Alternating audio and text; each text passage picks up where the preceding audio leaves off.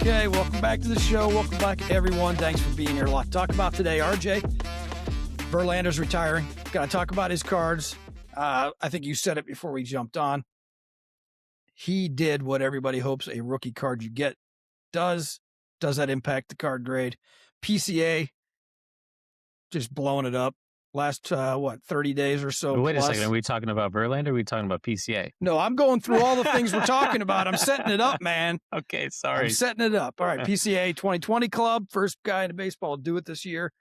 And then Topps is doing some crazy stuff. A lot to talk about there, not wrapping their junk anymore. So then we got to talk about that. We got PSA, not PCA, PSA doing some things, hiring some people. Going to check the numbers. And as RJ says, let's get into it, huh? Let's get into it. Yeah, man. So I don't know where you want to go first, but let's talk about Verlander.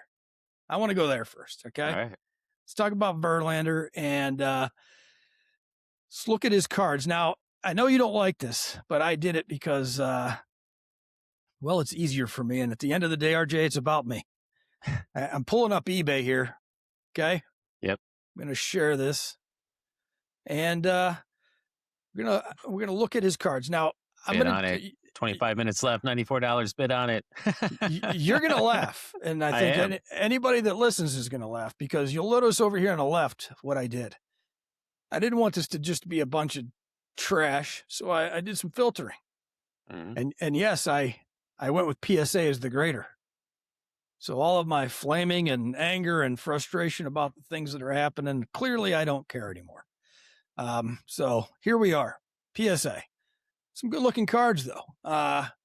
But you know, as we're looking at the cards, this dude's an absolute beast. Now I'm not sure I like the guy. He was pitching for teams I didn't like the guy, but you know, he was never somebody I was chasing. What about you? Were you ever chasing this guy?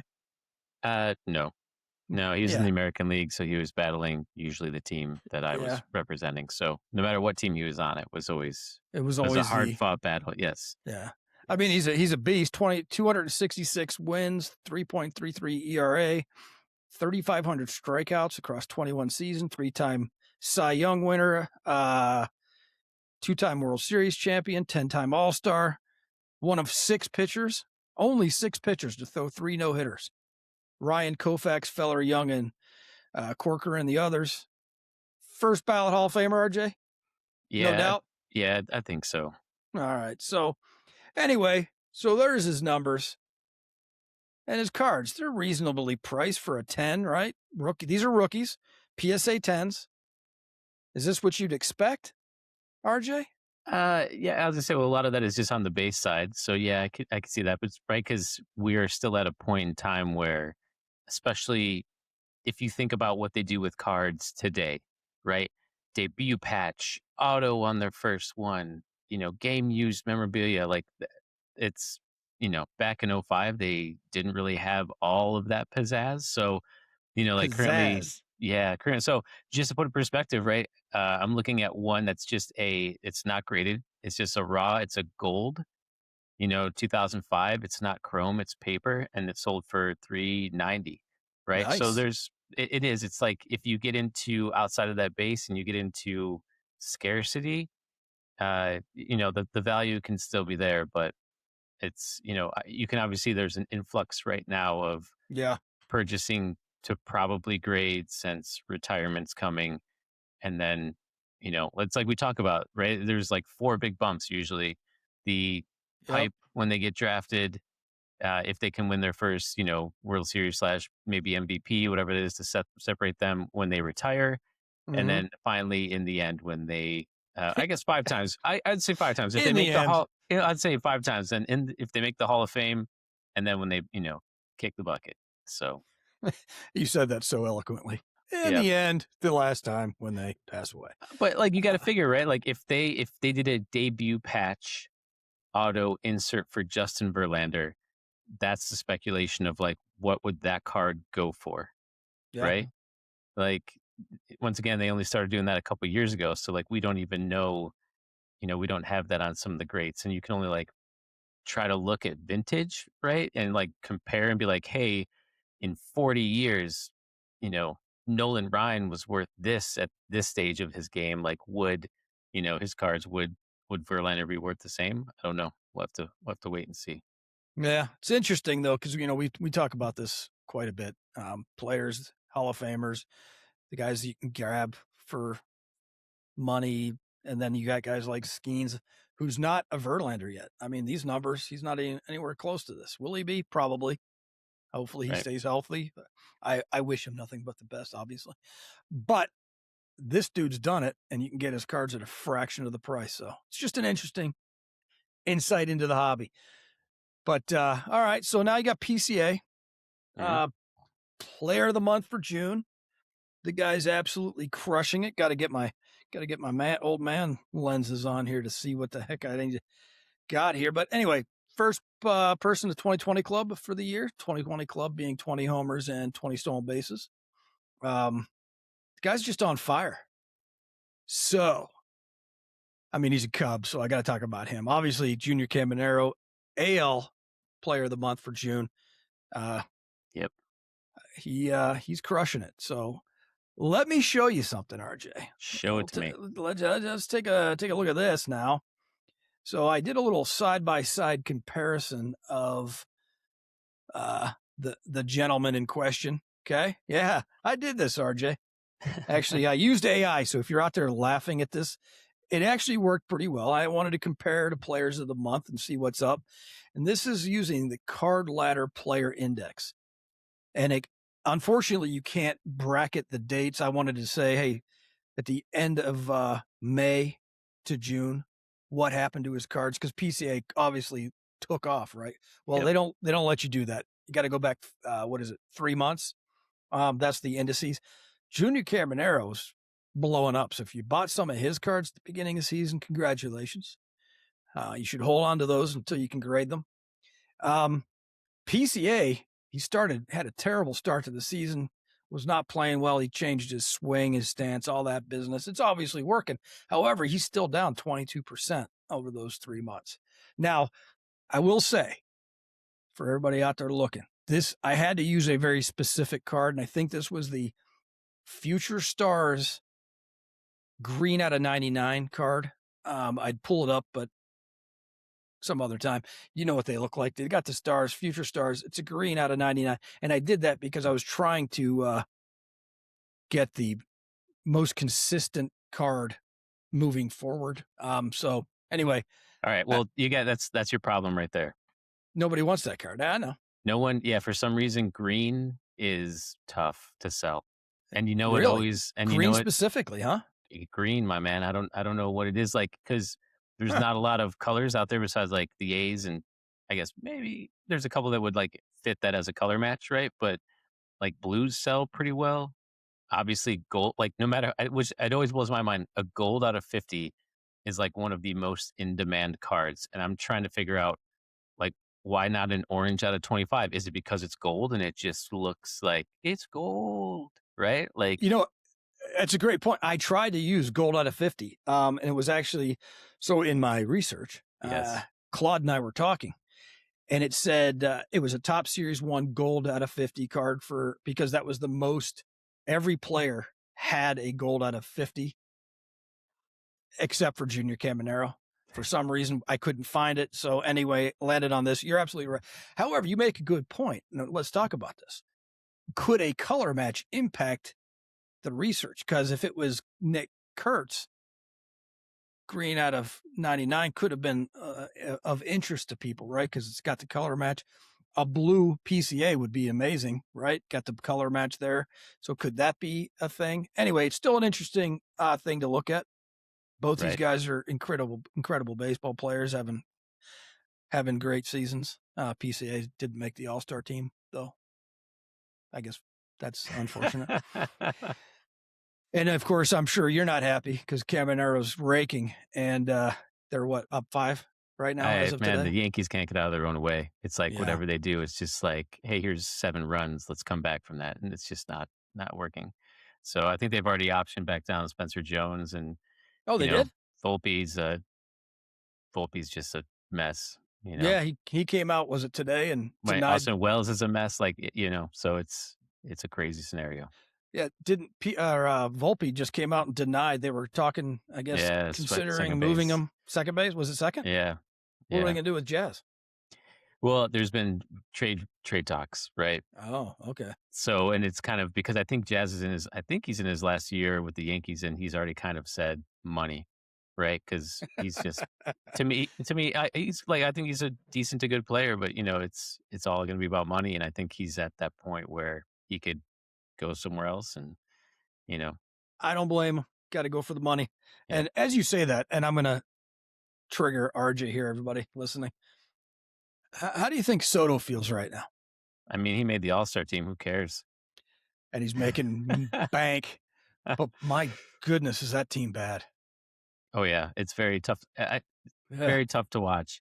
I mean, even so much so that the announcers themselves can't watch the game. Like Keith Hernandez the other day was hilarious. Well, it's not hilarious, right? He's going off about how his kids aren't going to have kids, and kind of it ends his bloodline and all this stuff like this. And I'm like, all right, I feel you, because you probably want to be a grandparent or whatever you want to do, right? But at the same time, it was not enough baseball to talk about. So he's going off on his family not having kids. Yeah. Jeez, things are dark in New York. Yeah. Oh, maybe he can get another bit on a sitcom. Or never mind, I'm not going to. You just got to help the guy move, and you'll be friends with you for life.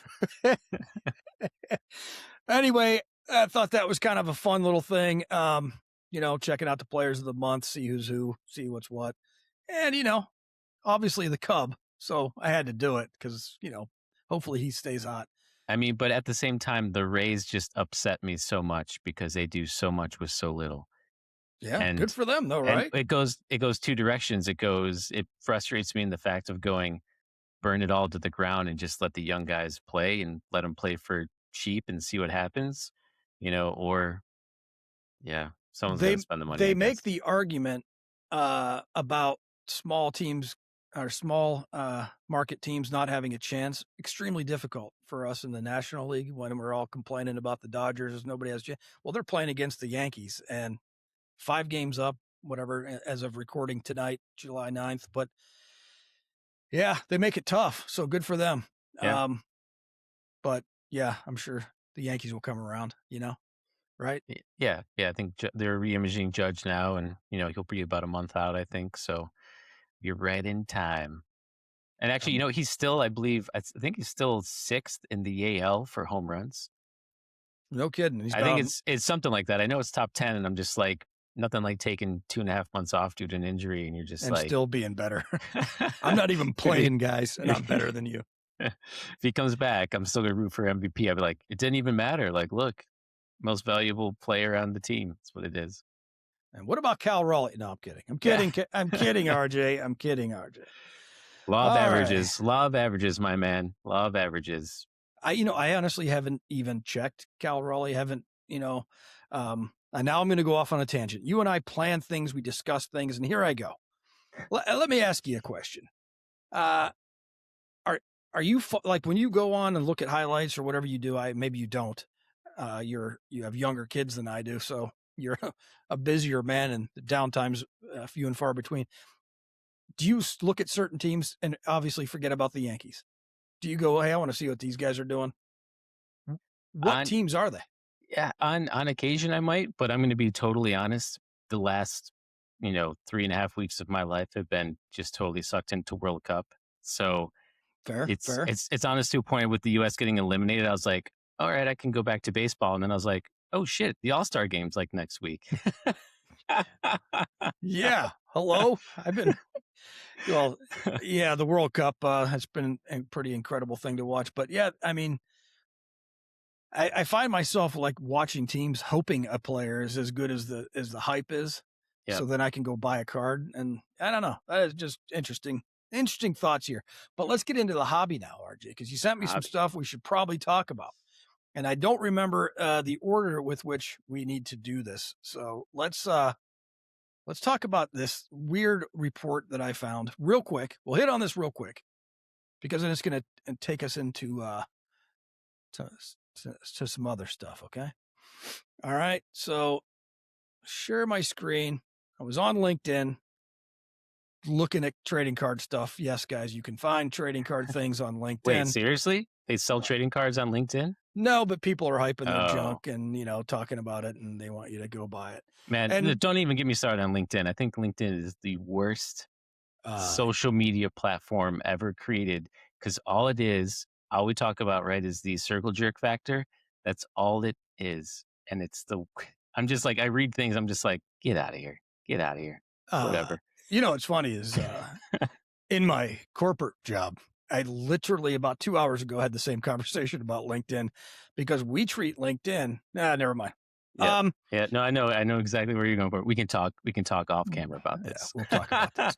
But anyway, what you're seeing here or not seeing if you're driving is just another report from another person trying to get you to buy the report on they're doing an analysis of the trading card industry. It's a good analysis, but really they just want you to buy it. But I have a couple things I took away, RJ, and I took them away because they're things that you've brought up before. So I want to hit on it really quick.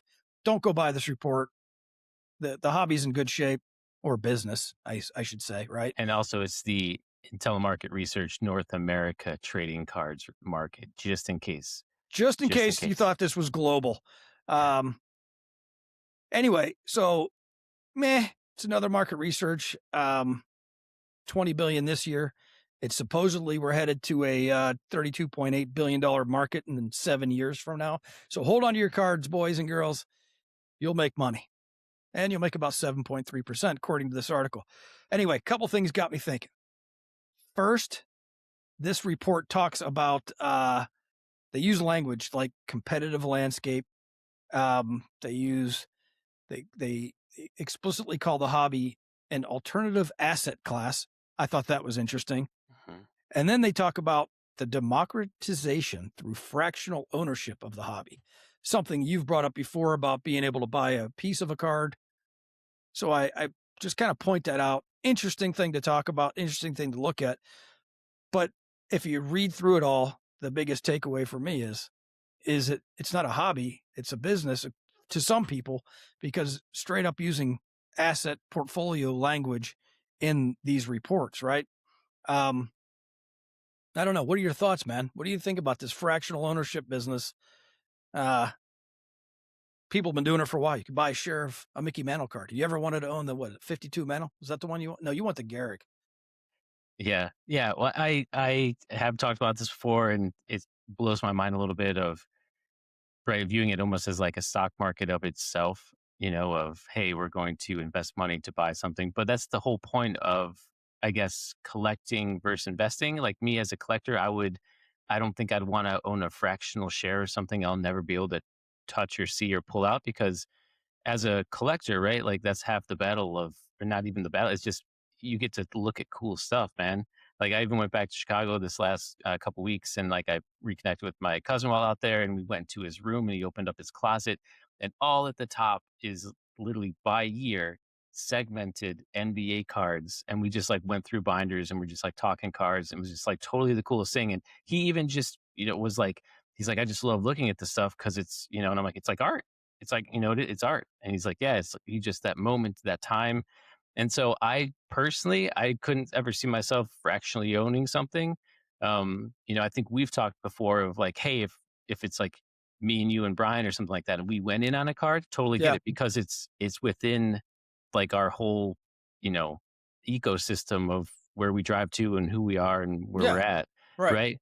So, and then at the same time too, like what, if you own a fractional share, at what point is it a voting right? Do you get a voting right to say when you sell it or don't sell it? Or is it hey, we are exiting this card in 5 years? Well, what if the market's down? Are you then repositioning yourself and having to hold again? So looking at it as an investment strategy is totally different. But what I'm actually interested in seeing is if a company, since like VC funding's getting in on some of this stuff, if a company can grow large enough to become publicly traded. So at some point you're buying shares of them on the market, but then at the same time, they're buying fractional shares of cards for people. I don't know. I don't know. And all of what you just said doesn't sound fun.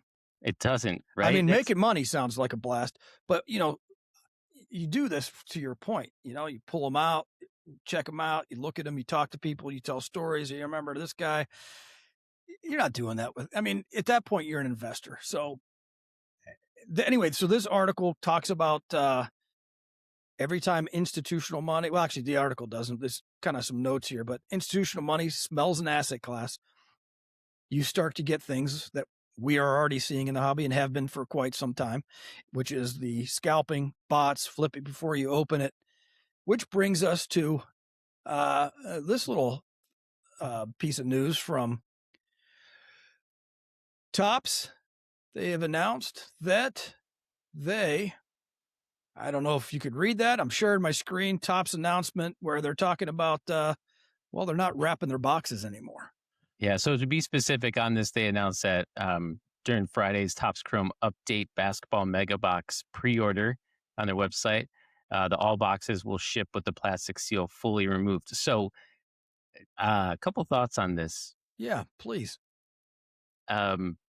This is all just like lipstick on a pig because they're not, it's the mega box shipments that they're sending out, right? And then in hopes of like, hey, if these are going to individuals or to dealers or whatever it might be, that they can't sell the box, so they'll sell individual packs.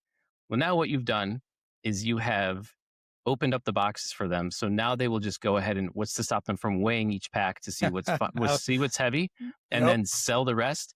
Or second item, if it's coming from Topps itself, you're going to see this hands down 100%. You are going to see this.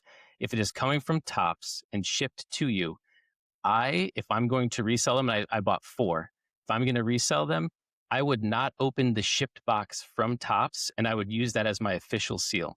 Hey, I'm selling 4. You can get my officially sealed Topps box, and then now you know I didn't tamper with them. So what did they do? They did nothing. You know, this is why when it comes to we've talked about Target's policy, and Target is doing this now with some Pokemon cards, right, where they'll cut the seal. I like that policy better because that is in person at that singular moment, right? So now all that option is either they're pulling those packs and, individually selling or trying to, I guess, sell with just like the slightly taintedness, where I'm telling you, you're going to just see it as an official box, official shipment from Topps now. I don't know. Yeah. No, you're not. I hadn't thought about that, but you're right. Say, well, I got it in. I'm not going to bother opening it unless, but it will force people to say, well, I want some. So you're going to have to make 2 orders because I need 1 box to sell. Your point about weighing cards is going to cause that too. Well, I got this in. They're not open. Yeah, it's going to cause some issues. But, back to that report, it talks about, this is now, these are the type of things that start happening because it's not a hobby anymore. People are looking for their loophole for their, operating in the shade, if you will.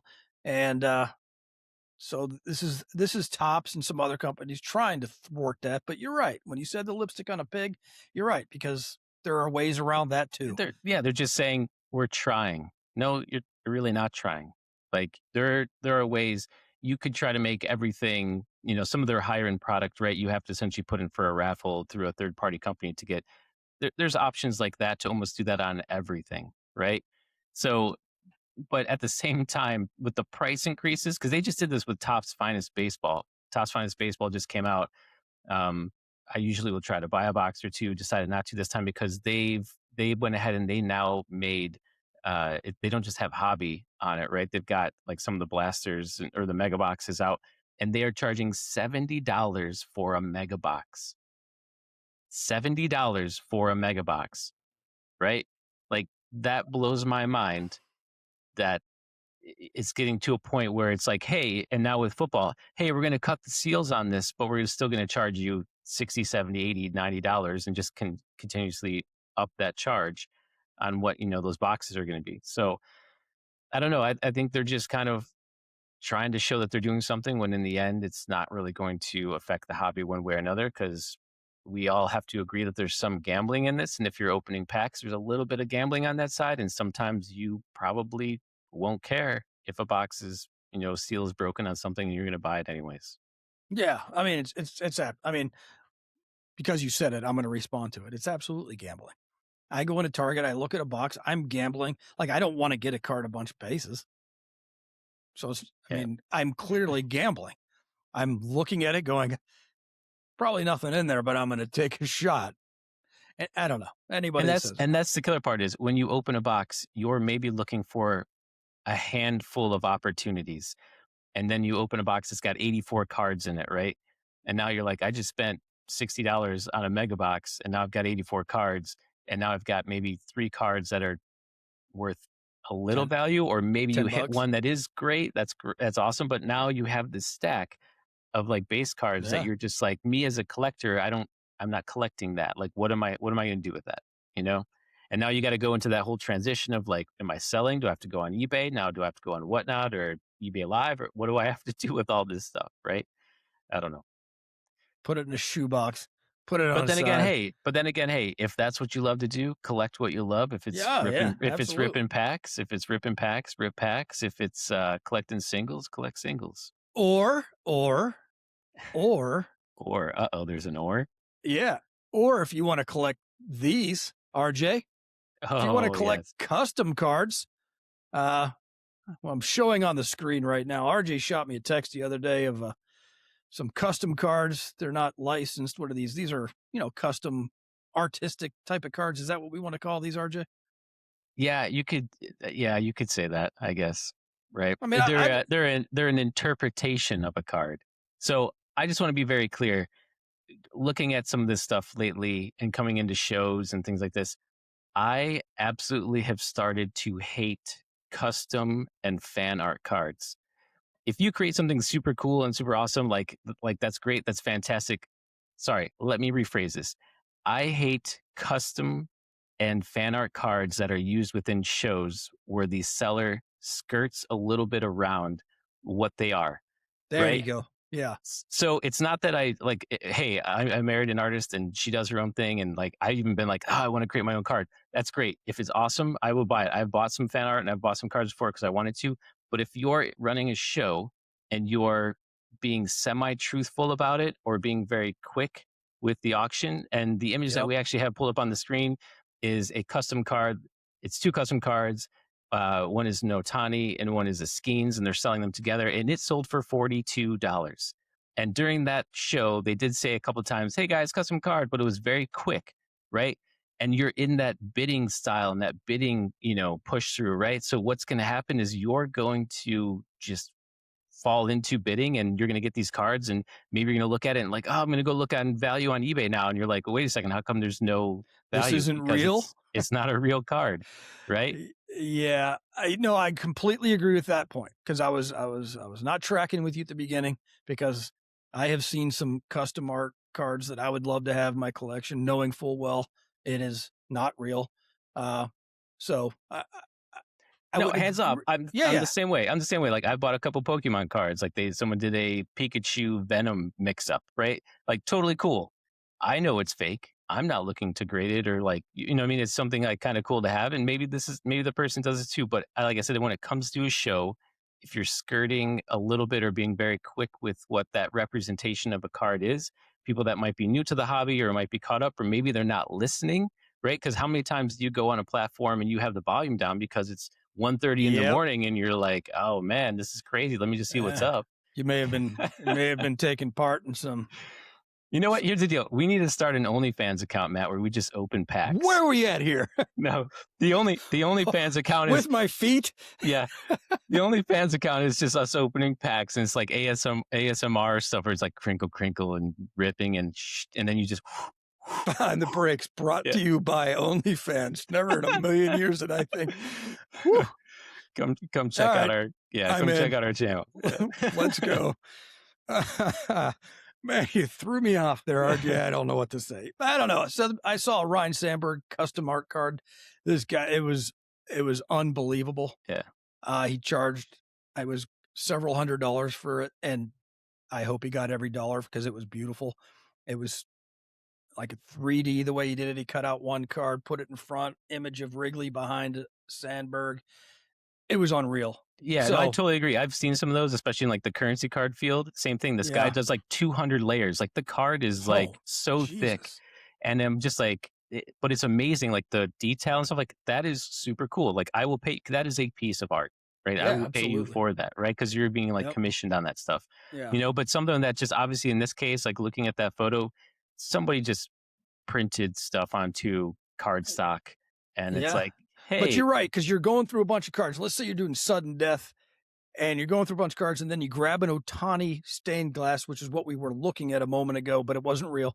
And you're like, to your point, I'm not listening. I'm drinking some beers. It's, what did you say? 1 a.m. And yep. I look up and shit, there's no Otani. I'm bidding and you're not listening. So yeah, I agree. It's got to be clear. You got to talk about it. Yeah. But So anyway, hey, so Whatnot and eBay Live and Fanatics Live, new policy. I'm saying if they do a fan art or they do a custom card that's not an actual legitimate card, it should be flagged on the auction. You know how you right at the bottom where you're bidding on that item, it yeah, needs to have like a little red flag, like that says like custom or fan art or something. So all of you are making great strides in making platforms better. So just throw this into your policy yeah. mix, right? And speaking of things that are better, you said that there are some new features, and we're not prepared for this because we would have a show and tell, but you can now swipe left on Whatnot. Pretty cool. Well, Twice, yeah. right? Yeah. So on Whatnot, before you could swipe left and it would move all comments and bidding off the screen so you could view full screen, which I do a lot because sometimes I'll just go into shows to watch. Right. But now it's a two swipe. You can swipe one to remove comments so that you can at least not have to deal with comments and all that stuff floating through the screen, and you can still bid on items coming up, which is super cool. And then you can swipe again, which will then remove it and go to the full screen option for you. So they've done some pretty cool features on that side. And then even went into a show the other day, and right away it brought up 3 separate tiles, letting me know that they are bringing on sellers from Japan. And this person was selling One Piece cards, and it went through this whole system of like, hey, this is a seller from Japan. Just want to let you know, we've got a deal worked out with FedEx that when shipping happens, it's going to try to get through customs as quickly as possible to you because we know cards are important to you. So they're doing all these things that were super cool. And I watched that guy's show for maybe 20 minutes just because he was so like into, the One Piece cards, and Yeah. just was very like animated about it. It was just awesome to kind of seize that. So like now you're getting experiences all over the world, brought into, where you are in your, I'm telling you, live purchasing. I know Gary Vee has said this stuff before, like live shows, live purchasing is the future of where we at in the card and online selling space. And it definitely is getting there because now it's like when the internet was connected and you could like play games with someone on the other side of the world. We are now at a point where you can buy and sell goods with people anywhere in the world Yeah. and find that card that you're looking for, which is great. Yeah. The market is wide open, and you're not digging through boxes and dusty boxes at your local shop, which you should still do.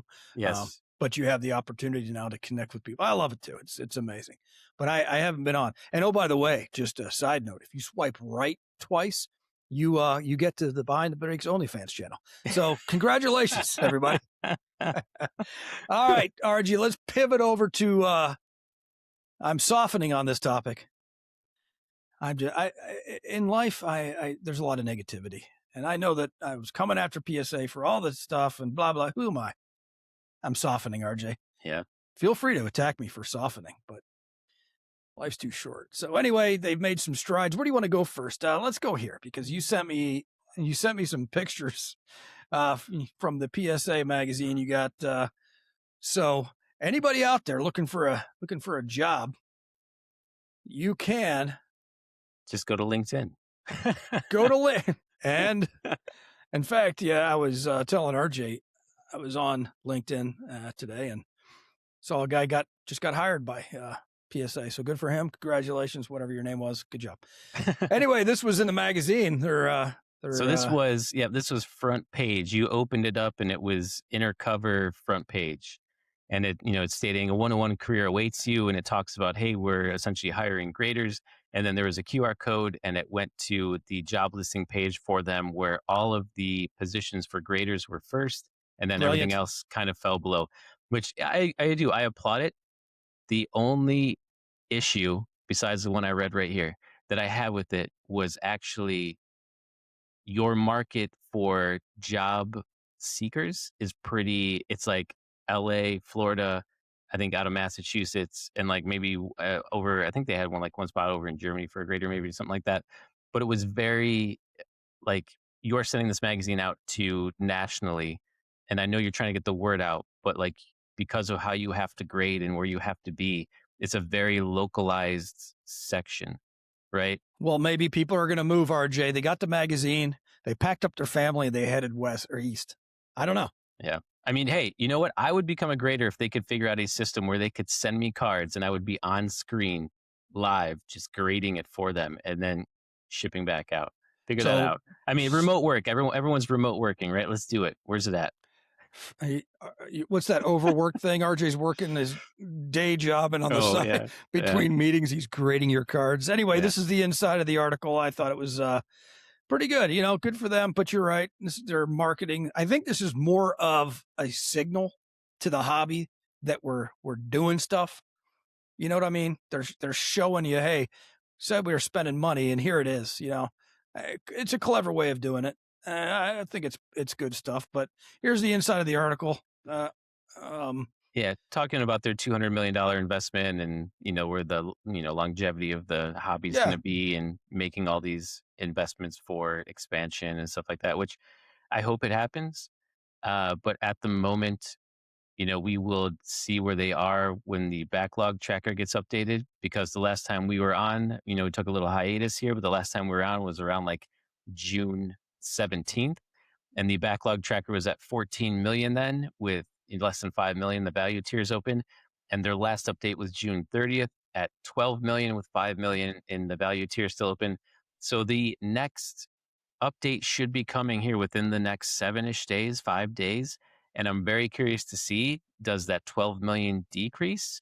If the 12 million does not decrease and it stays at like 12 million, then we have a pretty good idea that 2 million more cards would have been submitted at a, you know, at a higher value, at the $80 plus value. So it's going to give us a good idea of where they are. And also, if they don't update like they're saying on time, it shows to me that they're not, once again, they're talking about transparency, but not really acting on the transparency. And it's kind of like, oh, we'll get it up when we get it up, when that number looks good for us, right?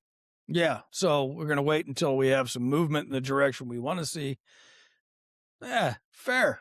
But you don't see this being the hiring, the drop? You're not going to attribute that to the PSA magazine, and people said, "I'll take that." No, not that quick, huh?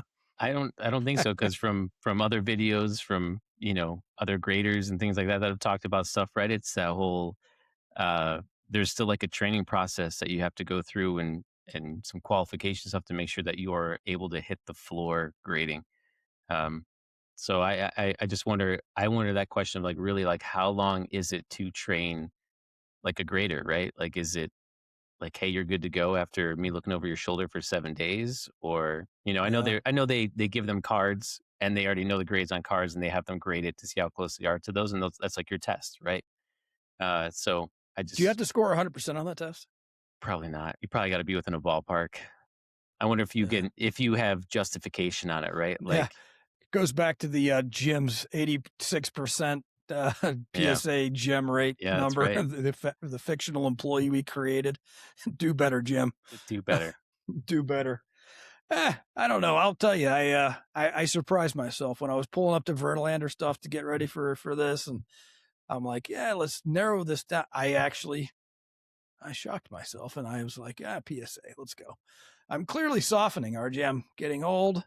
I've got an OnlyFans page now. I mean, things were falling apart. Oh man, yeah. Well, I don't know. It's all still the same though. I have to probably get an update. I need to kind of check on some of the other grading companies, but I know like Tag is still hiatus, right?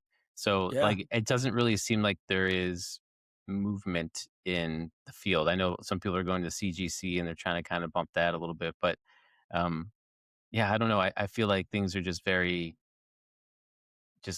we're in a holding period, right? You know, I feel like a kid waiting for Christmas to kind of happen again. And, you know, you're just counting down the days, but you don't know when that day actually is. It's just like, hey, we'll get there at some point at some time, and then we'll let you know, and then we'll get overrun again because submissions will be crazy.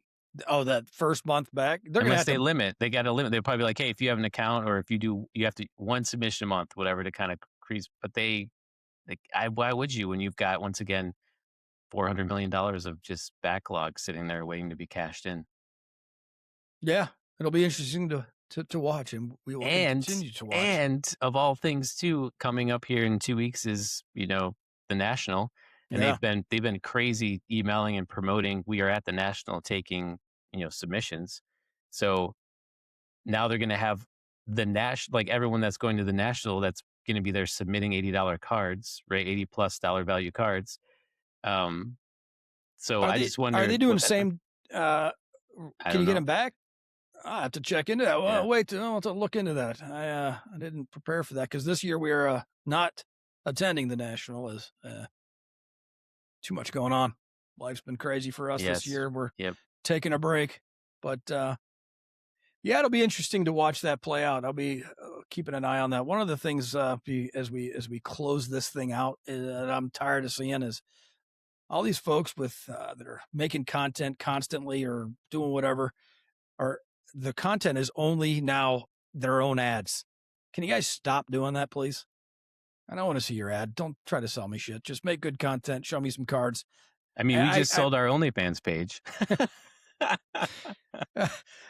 You know what the tile for this episode is going to be, don't you? Just a blur as NSFW. Yeah, you remember when George was on the couch in his leopard print? That'll be you this week, RJ. But anyway, thanks everybody for listening. So much more to discuss, and we'll be here to do it. Thanks a lot. Talk to you soon. Thanks for listening to Behind the Breaks. We appreciate you being here with us and helping us grow this community. You can find us on Spotify, Apple Podcasts, Amazon Music, iHeartRadio, and YouTube. Make sure to like, follow, or subscribe, and we'll see you for the next one.